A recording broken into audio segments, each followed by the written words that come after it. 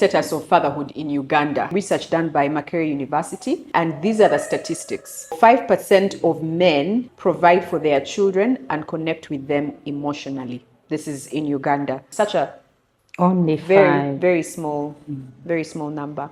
And then 10% of fathers in Uganda have fathered a child but are not even aware. And then 40% of men have fathered a child and have abandoned them. Then 45% of fathers, 45% are fathers who look after their children but do not connect with them emotionally. So it's quite sad, the state of affairs. Yeah. I mean, I know that we do have a problem, but it's shocking.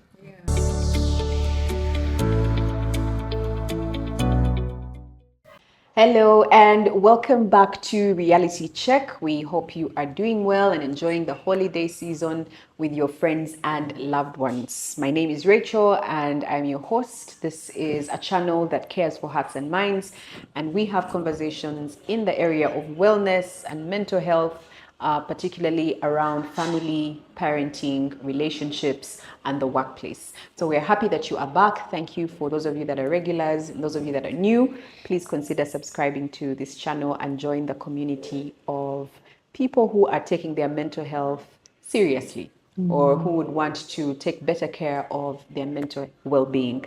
I'm back again with Dr. Ivas Atwine. For those of you that are new, she's a trained therapist, a life coach, a parenting coach, marriage, pre-marital and post and in the middle counselor. If you're challenged in any of those areas, her practice is in Ntinda, just behind the Liana Hotel.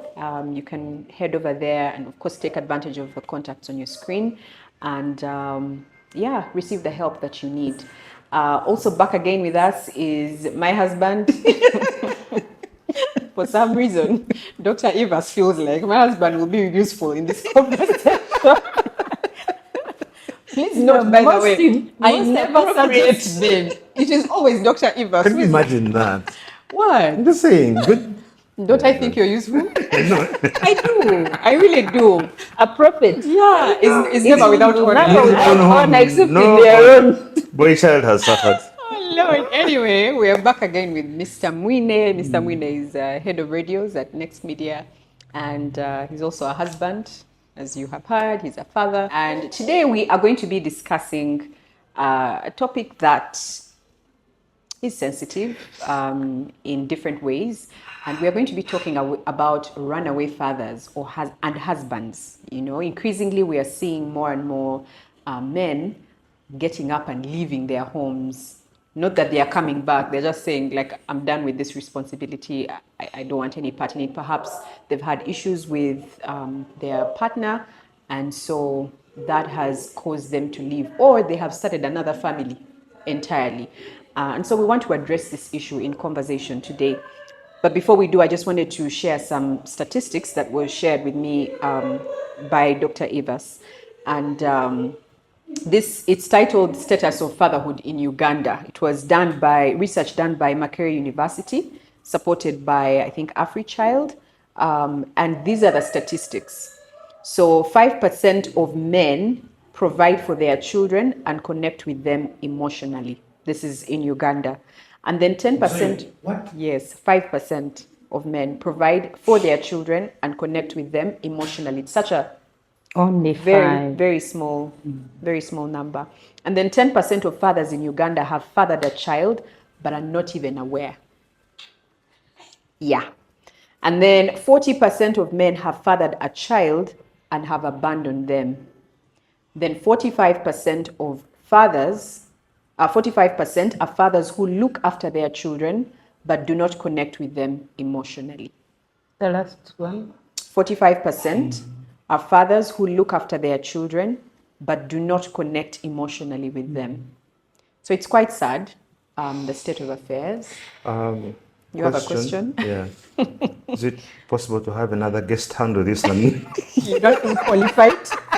No, I mean, but also on behalf of the men, because it's just. Yeah. I mean, I know that we do have a problem, but it's shocking. Yeah, it is. When you think about it in terms of the numbers, it becomes very scary. But here's the bigger problem. you're looking at this from a perspective of statistics and percentages.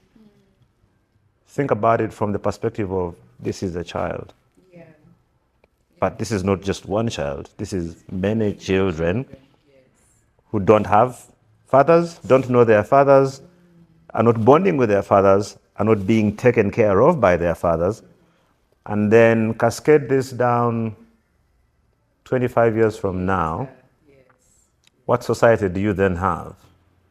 A society that was not fathered, that has not been fathered. That can't end well. Not at all, not at all. And I think hopefully you see why we need to have this conversation. And maybe it would be good to know or hear from both of you what we think are the contributing factors, because I know that there are many.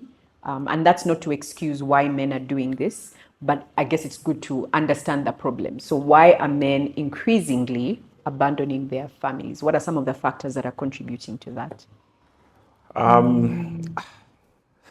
I think for me, this is not an expert view, it's just from observation, because again, unfortunately, I do know many of the men in that statistic. Again, for me, it's not about the numbers. For every one of those statistics, you can be able to actually put names and people in these situations. The biggest thing I think for me is that people don't understand the reality and importance of parenthood. Unfortunately, we have way too much sexual activity, especially amongst our young people, that is not thought through, planned for in proper relationships. And so you end up having so many children that are being born in the context of where there is no defined relationship long term. If you go and check most of this thing, you have the bulk of these children being born outside of the setting of a family. And that already becomes one big problem. So when that dynamic gets factored in, that's already an issue.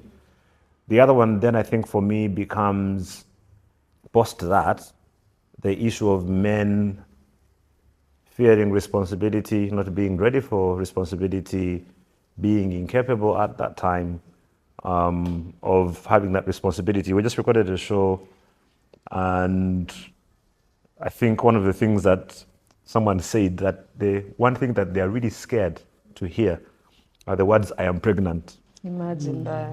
And this is a married man. And he said that even for his wife to come and say, "I am pregnant," he starts thinking instantly, that's 20 years that I need to plan for now.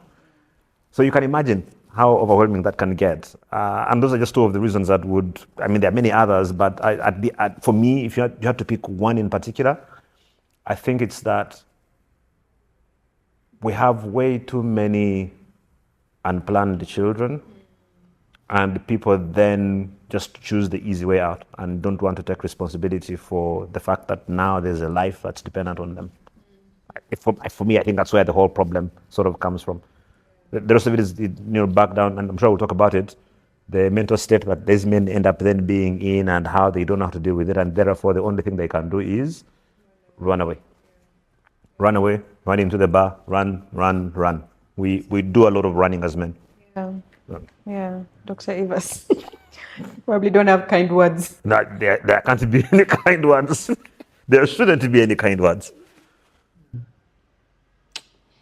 Yeah, so number one, it's a very difficult conversation to have, but we must have it. Sure. It's as painful as can be. We've talked about a generation that is not fathered. That's a dangerous generation, because we all know the importance of dads in the life of a child. A child who grows up without a sense of leadership.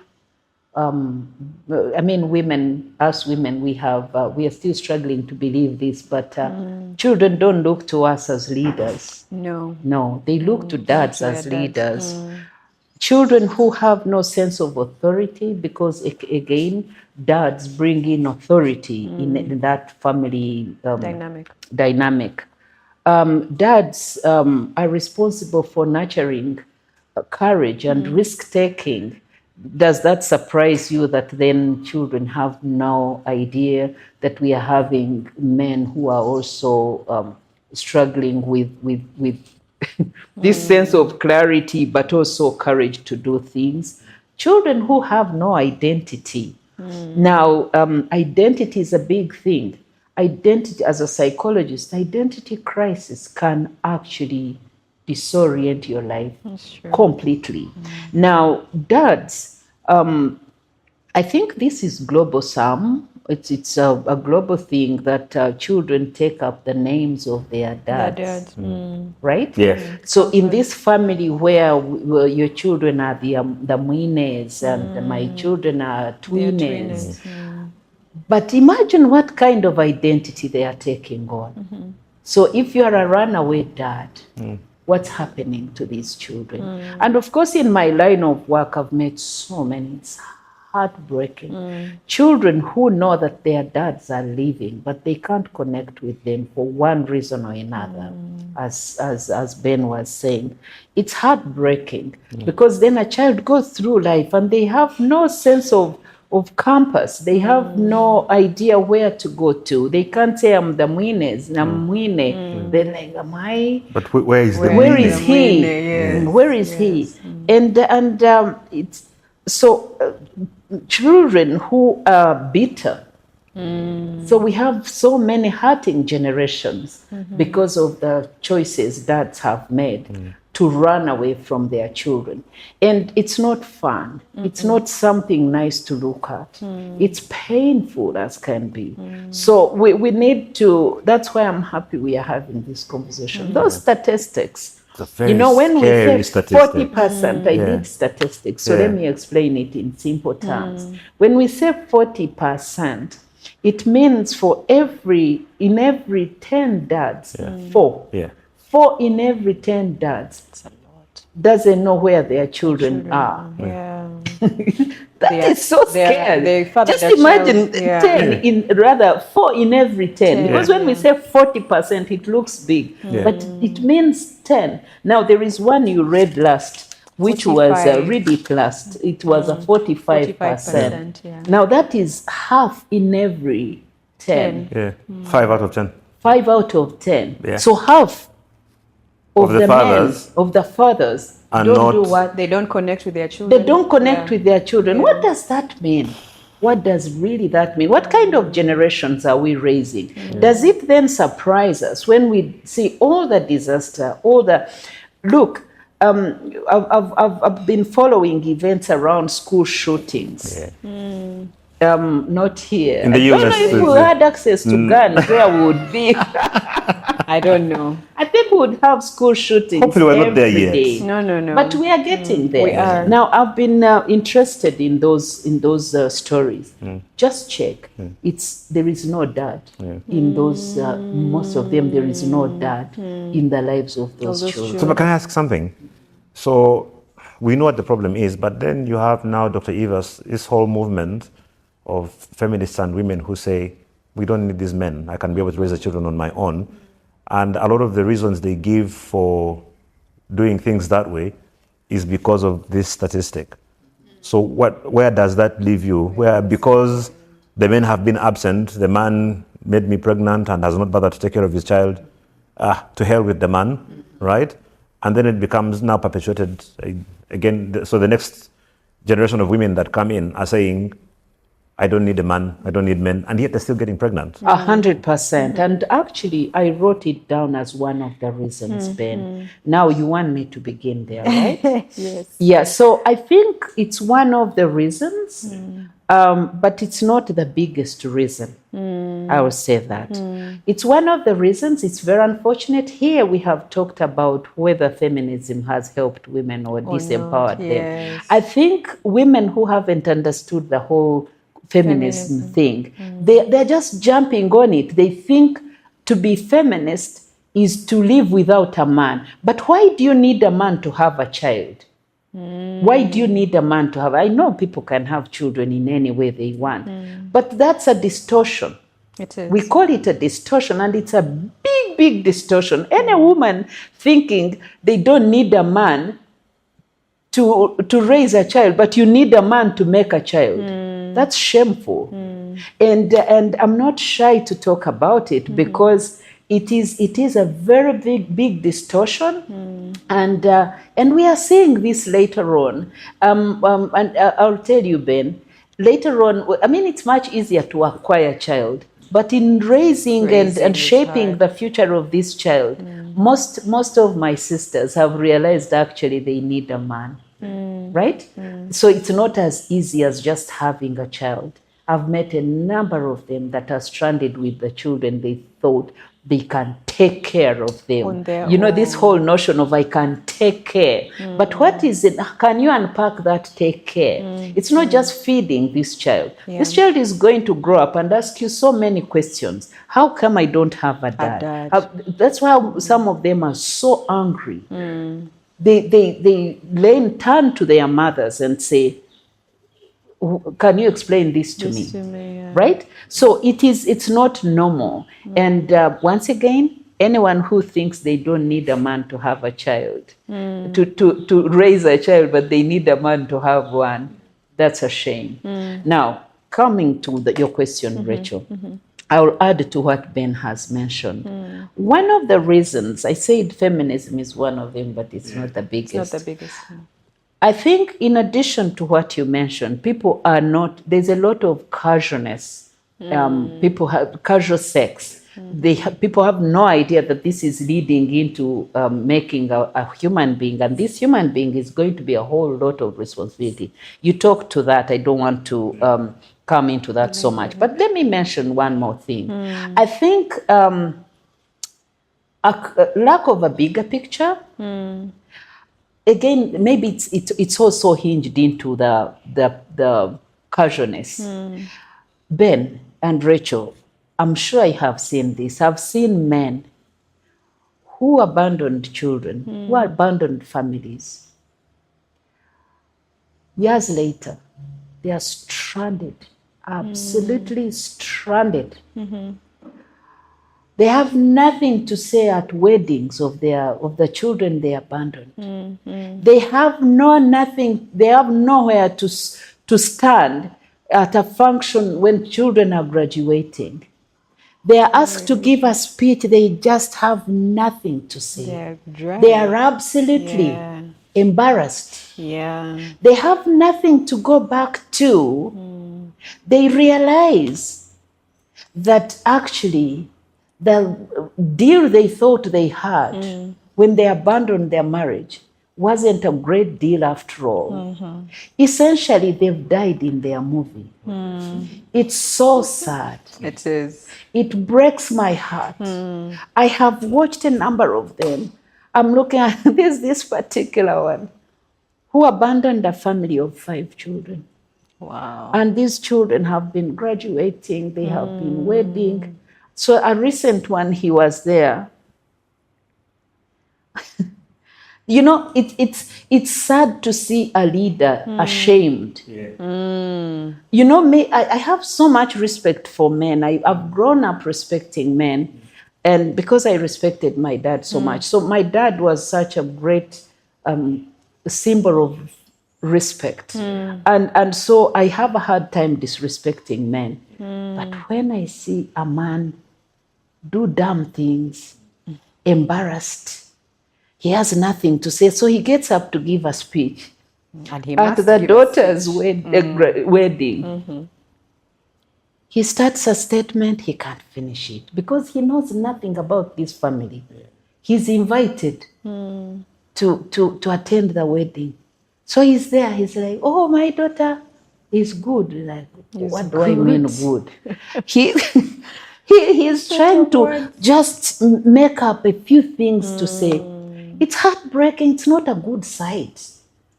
It's embarrassing. It's embarrassing. Now, what am I saying?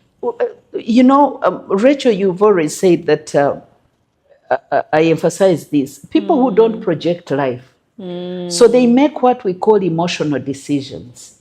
So if they have, they've met someone else, they just say, oh, now I am having a good time. You know, there are some and this happens with both men and women, but we're talking men. About the men Ben. today. Men who think the only time they can be happy in a relationship is when they have a new relationship. You see? So they have a family, they have 4, 5, 3 children, but that doesn't mean anything to them. And so they start a new relationship. I'm in therapy, so I get some people threaten their wife. I'll go. I'll go. You'll go. You'll do what? You do what? You'll go. And so they don't seem to project life. Yeah. They don't see how this is going to play out. They think they can as well grab a new person, start a new relationship. I mean, what does it take?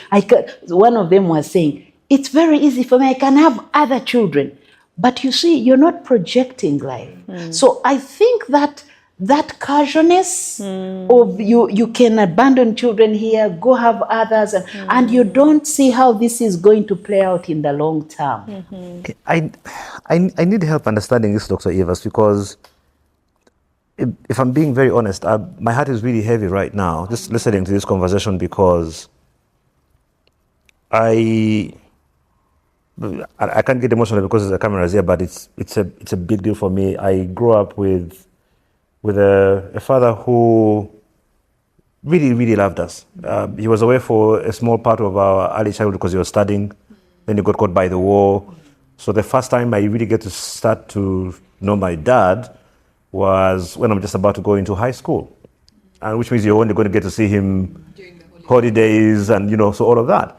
So I actually only get to start building an actual relationship with my father when I joined the university back in about 97 or so, right? And we eventually my dad was my friend. We had a good relationship, right? So, but the thing is this that I honestly don't understand. When Jeremiah is born back in 2012, and all the circumstances around which he was born, I look at this little bundle of joy, and I told him recently, I said, when you were born, I look at you and I'm thinking, my life now revolves around this individual, right? Everything in me now has to be thinking, what kind of guy is this going to be? How is he going to grow up? You start making plans and all of those things.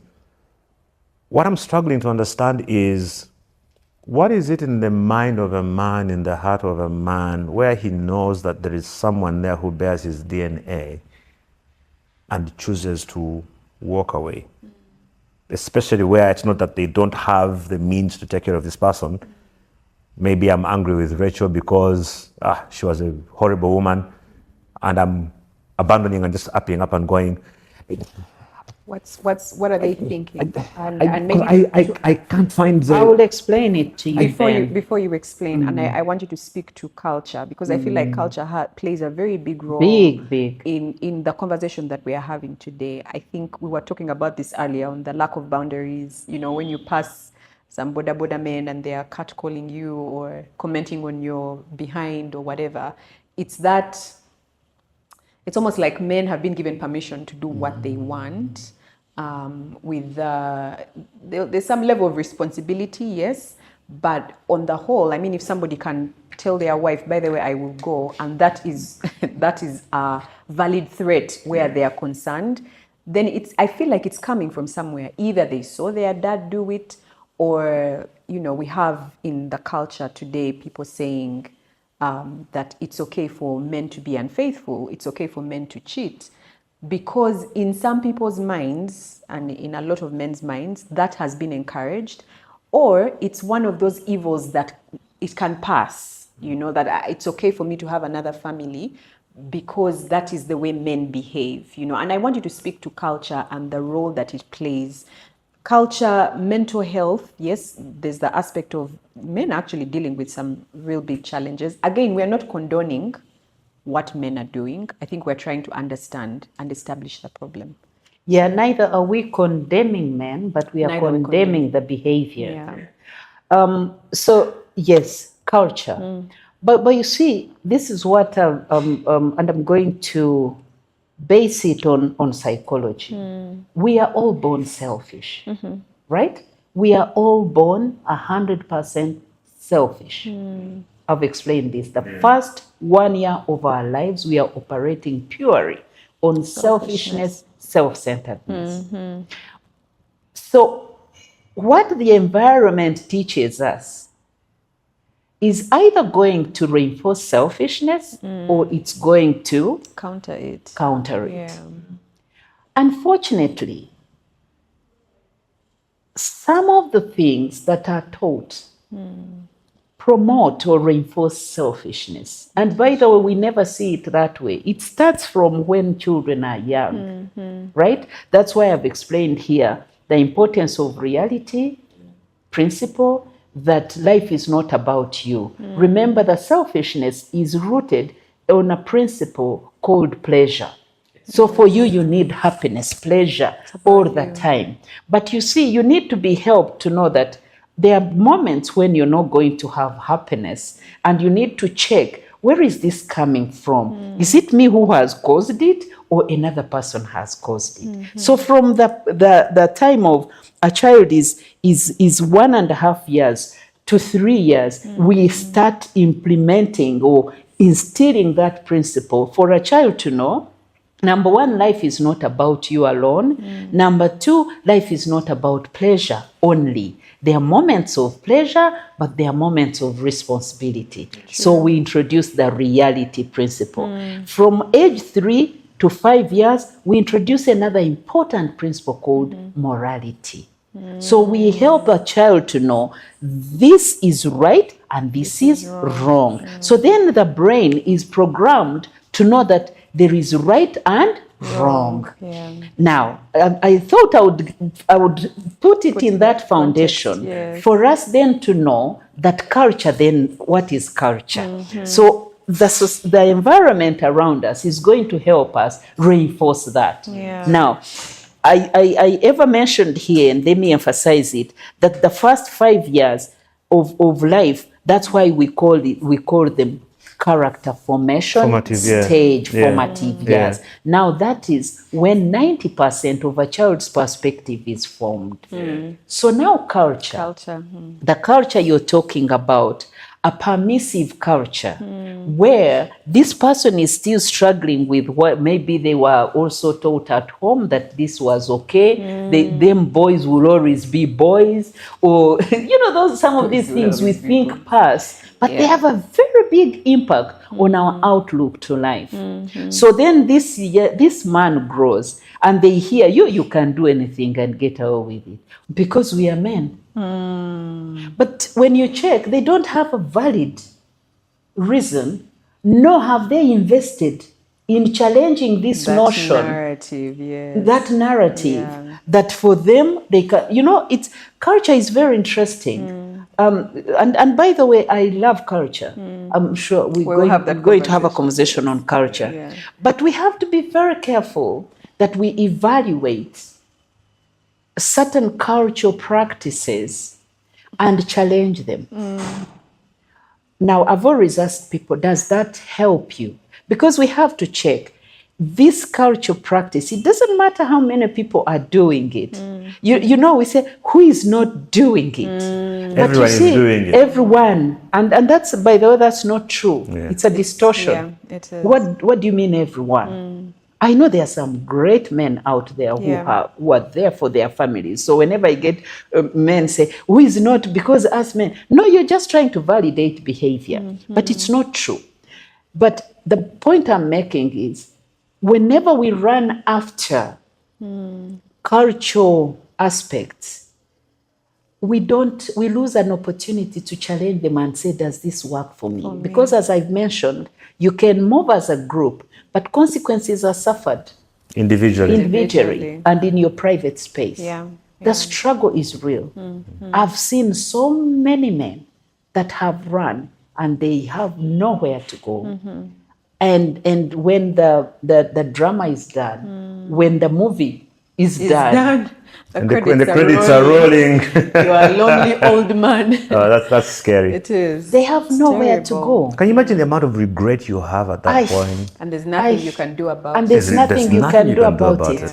Now this is why, as a psychologist, I tell people, don't make emotional decisions. Emotions have no future. It doesn't matter how you're feeling today. Don't make life-changing decisions. Can you please repeat that so Mrs. Mary can hear a bit Yes. louder? Excuse me, are we in marriage counseling? What's happening? No, seriously. No, because I keep saying this. I'm like, emotions are very dangerous things. They are so flimsy. They're dangerous. So if you make a decision because you're feeling a certain way now with some other young girl, and you don't project the future, these emotions are going to go, and you're going to be left in a space in a space of nowhere. That's why some men are living a life of regret, Misery. and you see, Ben, men don't know how to manage shame. They are not great at shame management. This is true.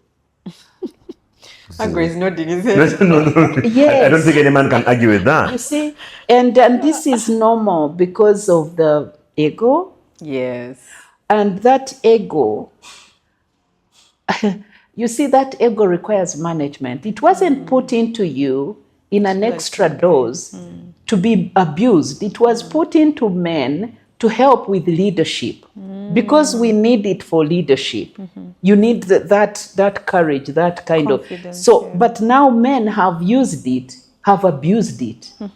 But when they abuse it and they make such dumb decisions to abandon families, it's very hard for them to come back. See, allow me to explain to you, Dr. Evers, now as a man. You can talk about this as a psychologist, but You have As a the woman. man let me experience. educate you Educate me. as a man. Please do. You haven't even started talking yet about the amount of baggage you have to carry around as a man because you're afraid to be ashamed. Thinking, what will they say? What will they think? So you start trying to manage things in the background, and the more you try to balance, you start balancing. Juggling two balls is easy. So now when the third one comes and the fourth one, and from the way Agri is nodding his head, I think he's with me in this, this bus. At some point, these balls will become too many for you to juggle. And even in the juggling the entire time, you're dealing with so much mental stress that it becomes too much to handle. Recently, I had the privilege of having an interesting conversation with someone that I didn't meet too long ago. But somehow, at some point, I think it was one of the most difficult moments. And I was telling this individual that, when we had a very heart-to-heart conversation, I opened up and talked about some of the stuff that I'm really struggling with. And there was a very clear look of relief on my face afterwards. And this person says, you look like you've not talked to anyone about this. I said, yeah. And yet the entire time, you're there dying. We call it porridge in the head. Sometimes becomes portion. Which becomes portion. So she knows, because we talk about this all the time. I have a bunch of friends who we crack a joke and say, how's the porridge? So it's a bit dilute today. Okay, so you're good. And other days, how's the porridge? The portion is hard. It is portion. If men could learn the power of accepting their realities, of being able to say, you know what, things are tough right now. The problem is that the higher you go, the harder it becomes. The harder it becomes. I am a manager at a big company. I have a public profile. Everyone knows Ben Mwine. How do I come and start telling people that, you know what, I'm struggling, I don't know what to do? And that's at your level. How? Yes, how do I? And now I'm only talking about this from the perspective of money, for example, and finances. When you bring it back to our conversation today, I've had a story before of someone who looked for me because, again, they've seen me be vulnerable in public, and they said, I want to talk to you. I said, okay, fine. He said, what's the problem? I said, so I've been married for 9 years. I said, okay. Said somewhere along the way, one thing led to another, something happened. I have a child. Said, okay. My wife doesn't know. Said, okay. Child is, I think, 4.5, 5 years old now. And it's like, for about 4 years, maybe, this individual hadn't slept more than 1.5 hours at any point. What does that do to your brain? What does that do to your body? So I'm thinking, if you actually, what's the worst that can happen? The woman will leave you. Okay. If she chooses to, no matter how long you put this off, It has to come It out. has to. eventually, right? So how about we get in front of this thing? If you need a delegation, let's create that. Let's send an advance party. Let's be ready for all the chiboko that is going to come your way. Take it in and then begin to build from there. Be humble. Be willing to be humble. But above all else, don't put yourself in a place where you completely lose peace, because you will literally, and I mean literally, run mad. You will get to the point where people see you on the street and you're talking to yourself. That's true. And it's not worth it.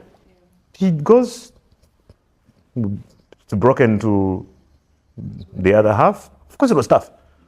There's, all this conversation around how, when, How old the child is now. a year in, it's been processed, child is at home, fences have been mended, relationships rebuilt, peace. I agree. I Yeah. agree. And I think to speak to, I think we kind of touched on it, the mental health aspect of why men walk away. We've seen stories of a man who was maybe expecting one child from his partner and then realizes there's like 4 that have come at a go, and he's like, I can't deal with can't this. handle. I thought it was going to be one child, 4 children. That's not my problem. So they will run away. There's societal pressure from, community, people expecting certain things from the husband. Again, this is not saying that this is okay. It is saying that this is actually what is happening. And so I want us to talk about how this then affects the children, the partner that has been left behind. And I mean, we've kind of touched on it, but also like the generation to come, a family or children that have not been fathered, and what kind of impact it will have on the family before we talk through interventions. Rachel, yes. I don't even know how to talk about it. It's painful. It's painful. But if you allow me to step back a little bit, I don't want us to give it one side and condemn men as if they are out of their mind entirely. Of course, there are so many things that are happening. Number one, I think some of the things we've talked about, Ben, what you're mentioning, I had noted it here, poor relationship management skills. Yes. And this, of course, manifests in so many ways. And of course, when men have at the back of their mind, they say, oh, for me, if things fail, I run. They feel like have an alternative to run away, because that has to, why would I deal with that? Now, that friend of yours who is telling you and struggling, he's basically showing you how difficult it is to deal with issues. But now, who has told men you have to deal with issues? With the issues, yes. You see, this kind of narrative that we have promoted, that for them, if the family there's no happiness, they have to run. It's quite shameful, because I've always asked my friends, men, and some of you, I really have a soft spot for men. I feel the world has been unfair to them. They haven't told them truth. They haven't prepared them for hard spaces. They've told them to live in a world that doesn't exist. This is your home. You need to be happy in your home. But you see, this happiness is a result of how you manage relationships there. So whenever I get men say, this is supposed to be, there's there's a particular statement they make. It's supposed to be like your happiness hub or whatever. I'm like, okay, but what are you putting in that hub? Yeah. What relationships are you nurturing there? You can't, because what you plant there is what you're going to harvest. Yeah. But who has told men that kind of, who has had that conversation? So they are offered something that is not real. You see, and they haven't been told. How many men have been taught problem solving? You see, problem solving is a skill. Now, I really want to go public here and say there is no problem in a family, in marriage, that can't be solved. Yeah. Yeah. There's none. You only need to apply the right skills. That's true. And these skills, one is empathy, one is humility. Like now in that space, you need to be humble. You've had a child from out of wedlock. This is purely your responsibility. Yeah. But what happens when this child, when you're struggling with them, you're going to come and blame the wife.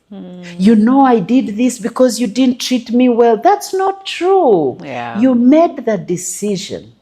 So every problem is solved by application of the right problem solving skills. Yeah, that's true. You see, you need to be respectful. Now, in that state where, for instance, you need to be humble, are you exercising that, or you're coming in accusing your wife, or you're coming in still showing how you're the big boss in this whole relationship? And what happens? That's why some men can't solve that. Yeah. They have been helped to know how to open up, to communicate about their challenges. I meet so many men who are saying, I have no one to speak to. And I say, are you sure? How about your wife? I can't tell them. Why? Why, Ben, can't you tell Rachel? It is because you have been told to be a hero. Yeah. All the time. But that's not true. Heroism is also rooted in vulnerability. Your ability to be vulnerable. But in all fairness, Dr. Eva, sometimes the men, again, not to excuse them, but sometimes the women or the wives, some men might be afraid that this will be used now as a weapon against them. And I think we see that happening sometimes. That happen all the time. I agree. I agree. And I'll tell you, one of the reasons men are shutting down is that they are measured up to a very high and realistic standard. Yeah. They are not expected to fail. And so when they fail, they are shocked they've failed. But who doesn't fail? They make bad decisions. Everyone makes bad decisions. There's no grace offered to men. Men have been told you have to be a boss, you have to be a hero, but you can't do that all the time. Yeah. That's why men are dying with depression, because they hold back. And I think we've had this conversation, even when they are with their peers, they have to show that they are in charge, even when they are not in charge. You see, they don't know how to say, they don't know how to hold a conversation and say, Ben, by the way, I'm struggling with this. That's why they get into functional conversations. Their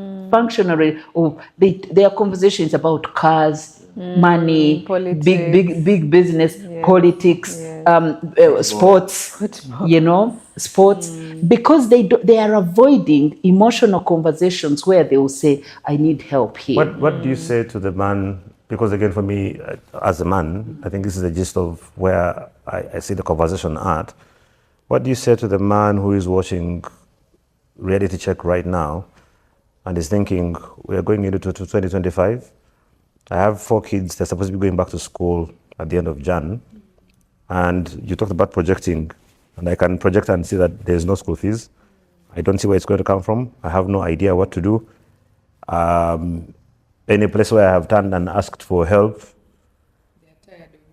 either they are tired or there are people also dealing with their own things, it's just not available. And this man has this strong weight now. He's feeling like, I am useless.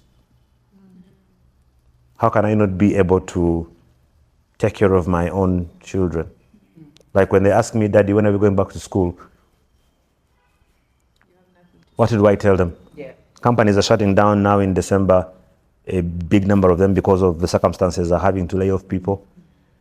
you have a man who has been given his letter saying sorry, and he can't even begin to go and tell his wife or family. So he'll put on a suit in the morning and get out and pretend he's going to work, But you see, pretense doesn't help. I know. What So I'll tell them what do you tell is that man? to be honest. Because you see, when you run away from truth, you're going to come back to truth. Eventually. Yeah. That's why we encourage people, don't go into unhelpful, destructive coping mechanisms. So for how long are you going to put on a suit and pretend? That's going to end. That has a shelf life. But you see, you're going to be supported when you seek help. For instance, speaking truth is seeking help. Because if you're honest and you tell your partner, you see, I know, Ben, there is a place for men who are running because women are putting them on pressure. Yeah. There is that. I know that very well. There are women who are saying, what kind of man are you? There are women who are really belittling men, and a man has no place. So I'm aware of that. But even to that man, I'll say, instead of running away, because you see, running away when you have to return, it's going to be harder. Even if you don't return, it's going to be harder. It's going to be harder. Yeah. Because the returning is in so many ways. You may not return to that home, but you're going to return somehow. So it may seem like it is the most appropriate choice to make now, but it isn't in the long term. Life is in the long term.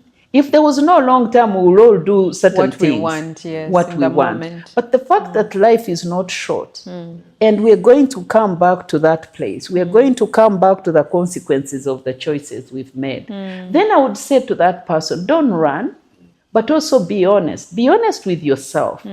I've seen men who have to fake it and tell women there's a deal coming. Oh, Dr. Evans, you have no idea how much we do that.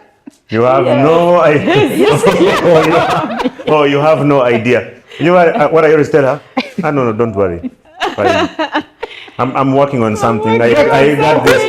I think that behind the scenes you are thinking. I think men are the worst PR managers. I don't know if you're the worst or the best. But I'm working on something. Don't worry, I'm working on it. So I remember speaking to one of my friends, Bambi, who said he would say things he knows they are headed nowhere, but then he would even convince himself that this deal coming is going to buy all the buildings in Canberra. But you see, that's deception. It is. And that deception, it kills you. Now, speaking as a mental health practitioner, you're putting yourself on pressure because truth sets us free. If the area you became open to your partner, the better. Because you see, you're putting your heart to so much pressure and it's not going to work so well with you. Because you see, for every lie, you need 100 lies to undo it. To dress, not even to maintain that lie, you need to dress it with a lot of support. Exactly. Yeah. So every other day now, what happens is that when you put that lie to your partner, they're going to keep checking in. And probably you've already forgotten, or you've already, lost. Lying is terrible. And the toll on your mental health now then becomes. So that what are you doing? Yeah. You're activating stress hormones in your body. So it's not advisable. But and so even my brothers who their wives are saying, what kind of man are you? They need to know, and we've said it here, Ben, good enough it was a conversation. Your value is not tagged to the money that you earn. And the area men knew that their value in their families is not entirely tagged to the money that they earn. They need to position themselves as leaders of families. And if you wish, because I've seen some people, especially on what is this channel, the TikTok, they say, what do you mean? It's because you have man. That's not what I mean.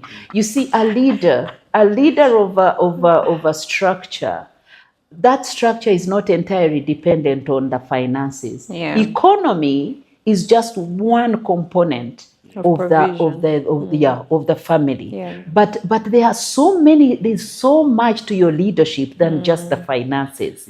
As a matter of fact, when a man is in that position and they have positional leadership, then other things are going to come together, unless they have a woman made out of a certain material also. But those are outliers. Yeah. But I want to tell you that when a man is confident in his leadership in a family, they know that there is more to them than just the money they provide. Yeah. So even when a woman says, you have no money, what's wrong with you? Or what kind of money? Man up. They say that to you.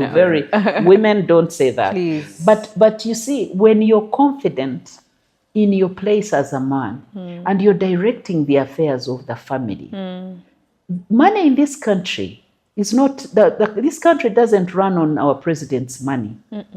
No.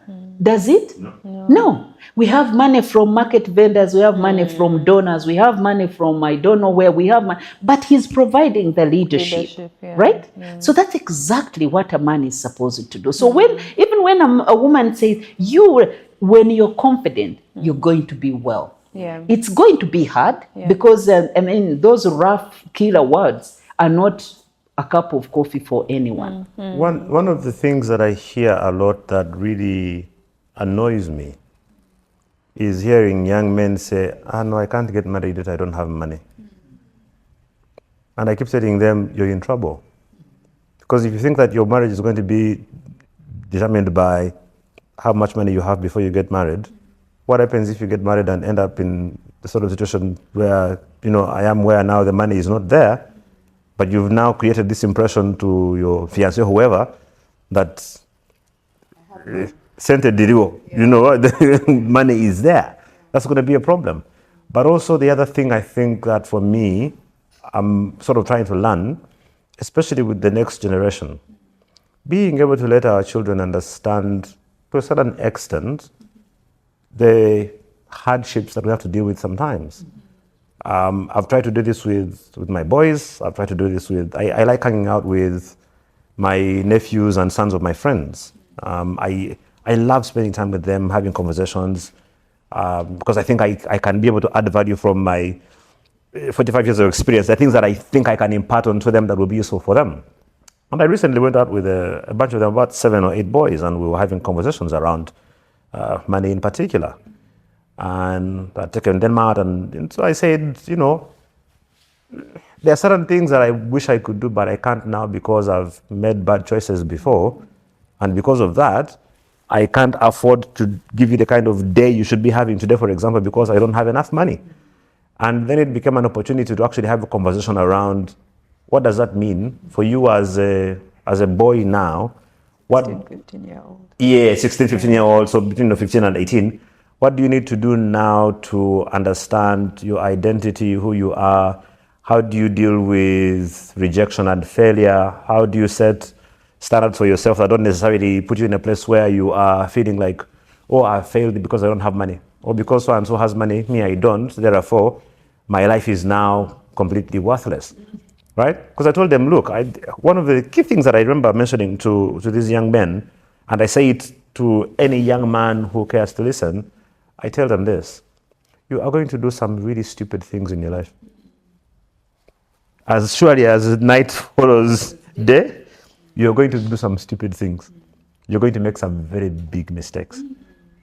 The best thing you can do for yourself is to be able to quickly acknowledge them, take responsibility for them, and then figure out how to now move on with your life in spite of that. And I think that so many men still struggle with that. Exactly, because they haven't been nurtured to deal with reality. Because reality is such that we are going to make mistakes, we are going to fall, we are going to get up. You cannot train people only to stand up And run. They're going to fall. They're going to get stuck. They're going to have bad moments. And you're going to break your legs. You're going to break your legs. You're going to mend them. This is going to happen. So I think one of the biggest mistakes the world has made is not to train men to live in the real world.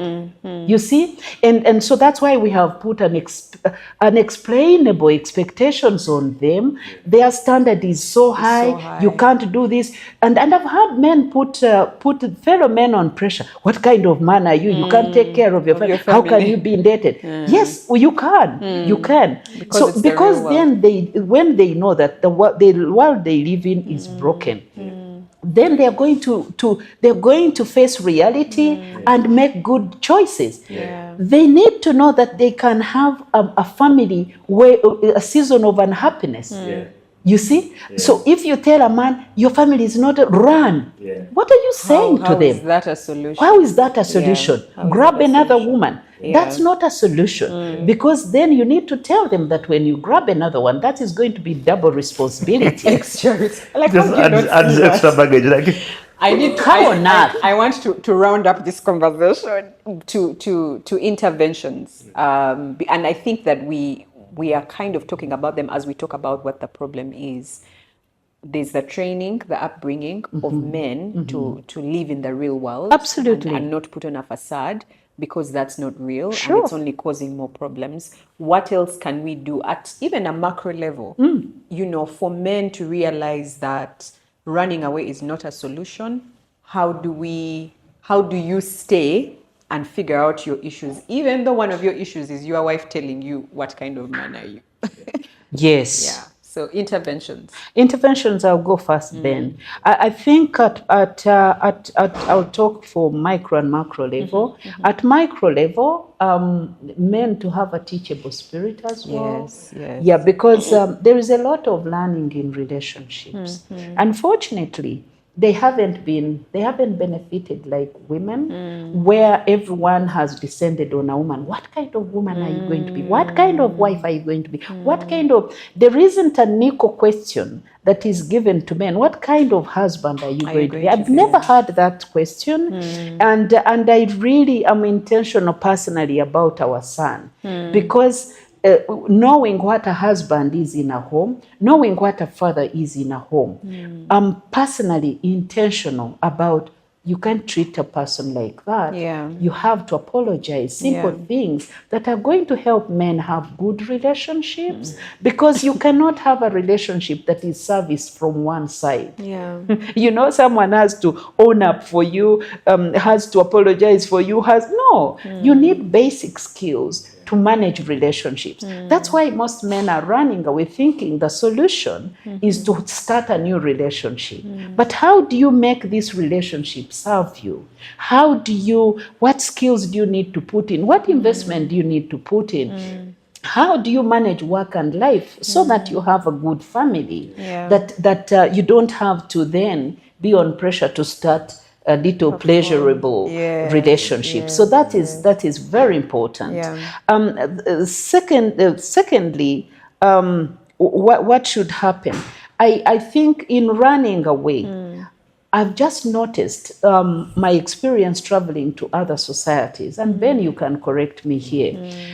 Our family laws do not hold dads accountable. I think it's very easy here for people to have children anywhere and abandon them, and they're not held accountable. In other societies, you don't do that.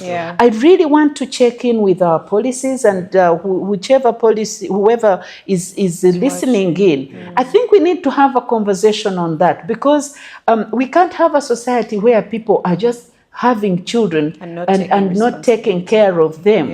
It just feels like chicken having eggs. And I think, Ben, we all speak the same language. There's a saying in our language that how does it translate? A hen that throws eggs everywhere eventually has nothing to hatch.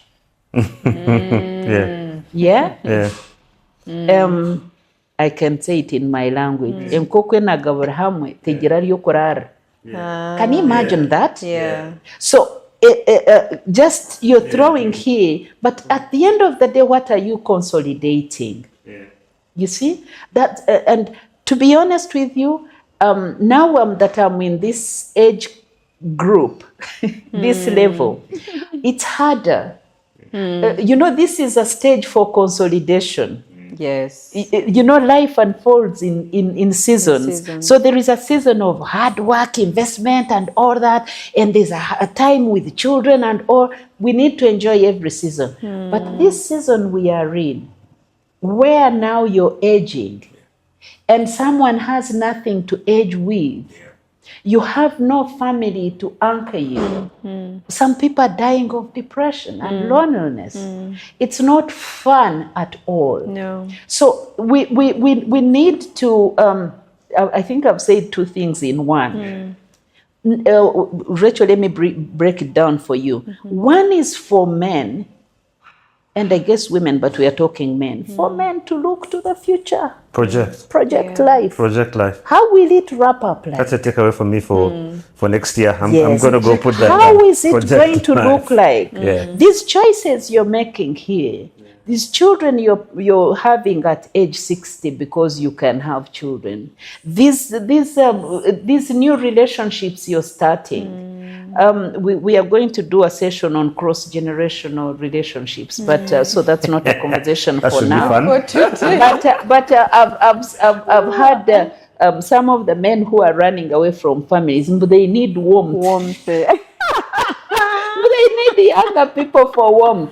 Let me tell you, men, as long as you have blood, But you get colder as you grow long old. as you're sleeping with someone who has blood, there's warmth. You're just being lured into something that is going to kill you. And by the way, this is serious. Yeah. You have to know that later on, life is going to be very difficult. If you have to age, I've seen some who have no anchoring. It is harder. So they need to project life. But I was also talking about policies. How are we holding accountable? How are we not holding accountable? How are we protecting children? I think we need to come from that standpoint. How can we I've seen children with able-bodied dads, they call them loaded. They are able to take care of them. But sadly, They are not. they are not. But they are some of the worst taken care of. Yeah. If you go to Butavika and look at the composition of people who are there for treatment, the you bulk don't of them want will to be go from there. Well, From this is where they should be okay. Yeah. So From well-to-do families. Yeah. So I think we need policy in that area, because in other societies, you don't just casually have a child. Yeah. In fact, when you have a child, your resources are They are no longer yours. attached automatically. Yeah. But here, it's that. Yeah. So I think for me, three very quick things, and I start from the one that Dr. Evans has touched on, issue of policy. I think that as a country, if you look at all the nations that have sort of grown and developed, they had a culture that was embedded in the formation of the country. The founding fathers of the US wrote down this document where they said this is who we are and what we believe we will be as a country. They've been doing everything in their power to destroy it, right? But if they went back to that foundation and what it was supposed to be, it's what has made America the greatest country on the world, on the planet, right? It's what Lee Kuan Yew did in Singapore. It's what Mao did in China. And all of them, usually, if you look at them, will come down normally to one thing: instilling discipline at national level. We are one of the most lawless nations on the planet in Uganda. I think so. One of the most indisciplined nations on the planet. You see it in the way we work, you see it in our time management, you see it in our road management, you see it in our relationships. In our relationships. Which then affects everything we're talking about here. For me, it stems back down to lack of discipline. I'm 45 years old now, and I just realized, because of the things we've had to deal with, that I am completely indisciplined. And I'm now struggling, because at my age I'm struggling to now form discipline in timekeeping and my prayer life and in my relationships and in managing money. And it's hard. I know I must do it, and hopefully I'll crack it eventually, but it's hard. As a country, there must be at some point where, the president or Mama, if they're still with us, to say, we are going to put money as a country, deliberately, specifically, into one of the ministries, whether it's ethics or gender or national guidance, whoever, but that money is specifically for helping people understand the importance of discipline, breaking it down to families. The church, I don't want to be too harsh on the church, but I think the church has let this country down. We are teaching more prosperity than discipline in families. Exactly. Yeah.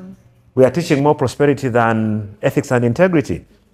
We are teaching them miracles. No. Signs and Miracles are wonders. 2% of what God is supposed to be 2% about. of life. Yes, yes. 75% of God's kingdom is discipline. We are told discipline yourself for the purpose of godliness. Godliness is hinged on discipline. We need to go back to that place as a country and have a policy and have a strategic plan that is embedded. When we're doing now NDP4, I think, there should be a huge component in NDP4 that says family, discipline, mentorship for children, and all of those things. Character development. Those are things. I was telling the parents at my school, I said, I can look at Rachel and tell you, this must be a Gayaza or a Magonga girl. Yes. Why? Because there are certain things that were instilled in us. Yeah. Right? At that level, how do we ensure that kids have that understanding? Etiquette, very basic things. That's number one.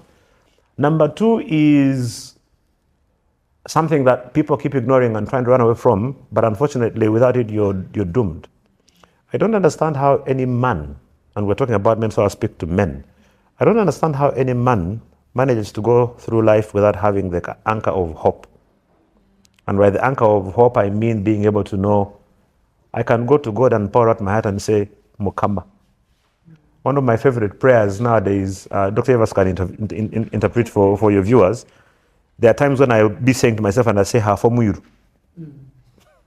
Right? You can, if you translate it loosely in English, it could be, boy child has suffered, poor man has suffered, of Lord, I'm in trouble. There's a verse in, I think, 2 Samuel 30, if I'm not mistaken, where David and his men have gone out to fight and they've come back and they found everything has been taken. Their wives have been taken, children have been taken, village has been burned down. And it says that they wept. Said they wept so hard until they had no more energy left to weep. And it says, Father, the men wanted to stone David because they were distressed. So it wasn't even just anger at him, it was just of, our lives have gone away. Let's kill this man.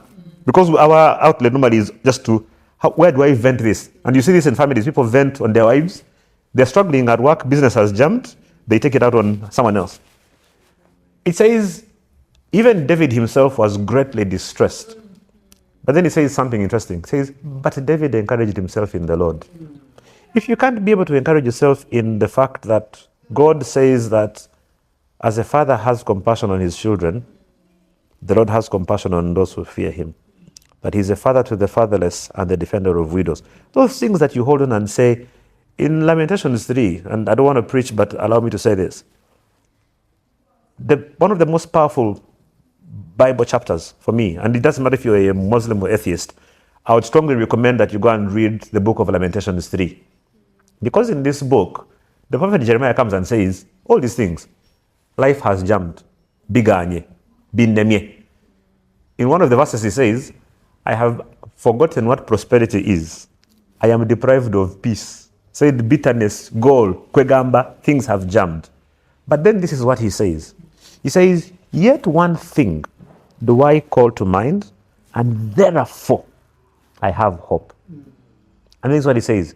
Because of God's love, we are not consumed. His mercies never fail. They are new every morning. Great is your faithfulness. And the story there being for me that, and she knows it. When we wake up in the morning, she'll always hear me say, your mercies are new every morning. Give me mercy for today. So whenever someone asks me now, Ben, how are you? You know what I tell them? One day at a time. One day at a time. Mercies for today. Some days are good, some days are bad. Some days are very good, some days completely refuse.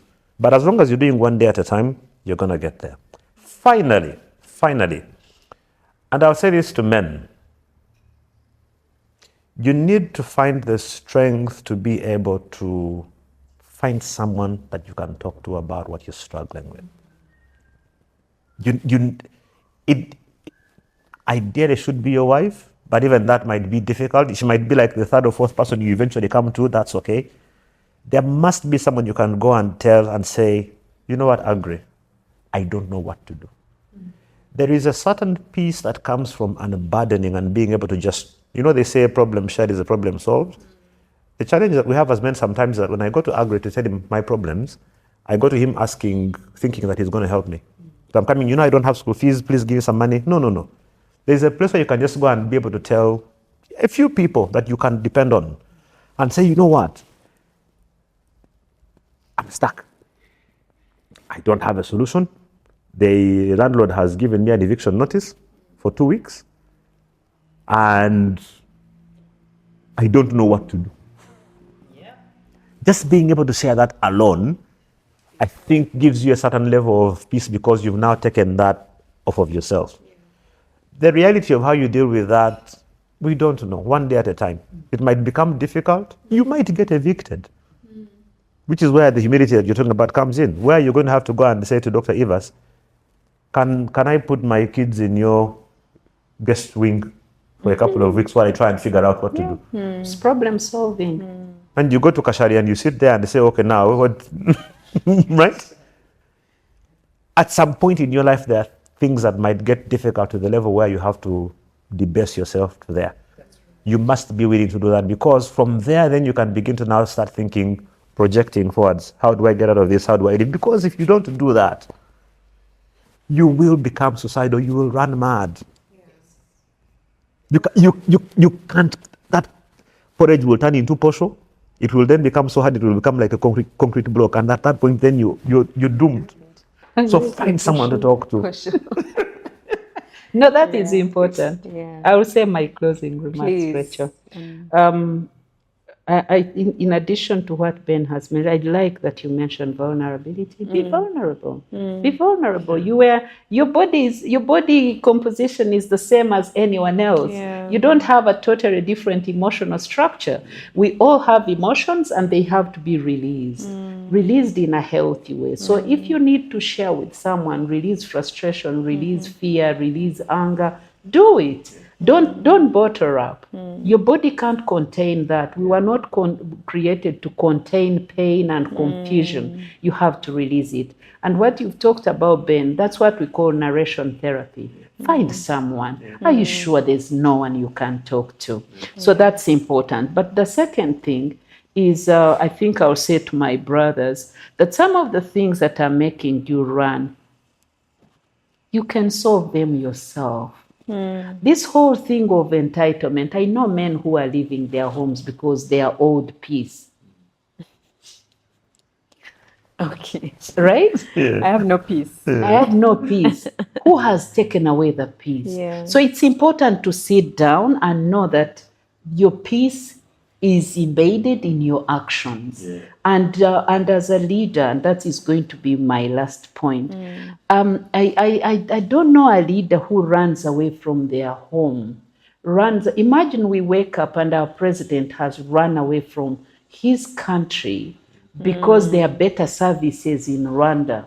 Do you understand? So he goes, and I'm not saying anything to anyone, but just imagine our president runs away because there are better roads in Rwanda. And all of us have talked about that. Yes. What is happening? Is that an act of heroism? No. It's not. So we need to know that men who are running away because there are better services somewhere else, please, some of them are running to other people's wives. Oh dear. Imagine. I dare say that. Imagine that. Imagine. And I want to say to my brothers, really, a leader.